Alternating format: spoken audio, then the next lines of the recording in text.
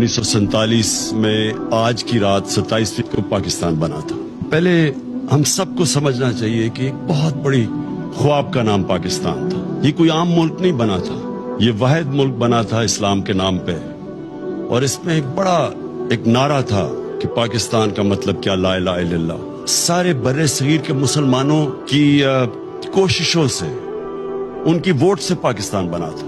جو آج 20 کروڑ لوگ ہندوستان میں ہیں، ان کے جو بڑے تھے ان کو پتا تھا کہ وہ پاکستان میں نہیں رہنا، اس کے باوجود انہوں نے اس خواب کے پیچھے ووٹ دی تھی پاکستان کو۔ تو یہ ایک علامہ اقبال کی جو خواب تھی وہ ہمیں سب کو سمجھنا چاہیے، کیونکہ جو ایک قوم اپنے نظریے کو کھو بیٹھتی ہے وہ قوم کا وجود ختم ہو جاتا ہے۔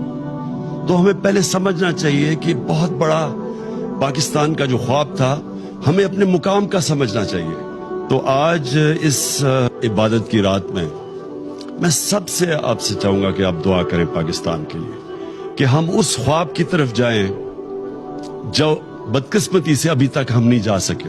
یاد رکھیں، ہمارا جو قرارداد مقاصد تھا اس میں واضح تھا کہ پاکستان نے ایک اسلامی فلاحی ریاست بننا تھا، اور وہ مدینہ کی ریاست کے اصولوں کے اوپر کھڑا ہونا تھا۔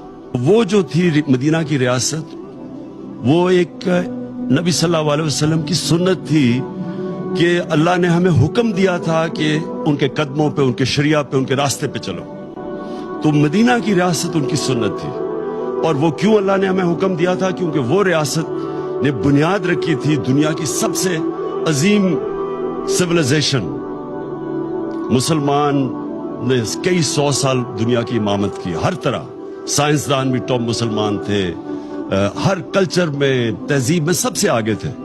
تو اس کی بنیاد رکھی گئی تھی مدینہ میں۔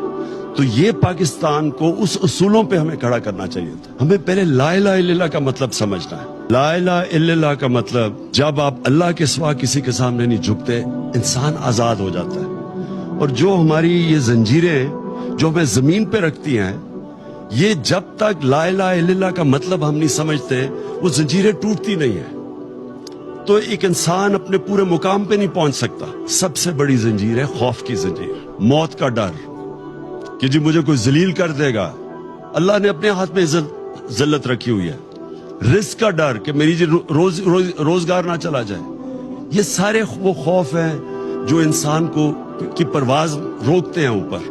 تو جو چیز انسان کو روکتا ہے اپنے مقام پہ پہنچنے کے لیے، وہ لا الہ الا اللہ ایک ایسا چیز ہے جو سب کچھ توڑ دیتا ہے، وہ زنجیریں توڑ دیتا ہے۔ وہ جو ہم نے بننا تھا، اس راستے پہ ہم پھر واپس جائیں۔ جو ہم بدقسمتی سے اپنا راستہ کھو بیٹھے، اور ہم اپنے وہ جو پوٹینشل اللہ نے جو ہمیں طاقت دی ہوئی ہے، جب اس نے کہا میں تمہیں اشرف المخلوقات بنایا ہے، سب سے عظیم مخلوق، انسان فرشتوں سے بھی اوپر چلا جاتا ہے لیکن گرتا ہے تو جانوروں سے بھی نیچے چلا جاتا ہے۔ تو ہم کچھ بھی بن سکتے ہیں، ہم زمین پہ چونٹیوں کی طرح بھی جا سکتے ہیں، اور ہم پھر فرشتوں سے بھی اوپر جا سکتے ہیں۔ یہ ہمارے اوپر ہے، اور یہ تب ہم سمجھیں گے کہ ہم کتنا اوپر جا سکتے ہیں جب ہم لا الہ الا اللہ کا مطلب سمجھیں اور وہ ہمارے دلوں میں آ جائے۔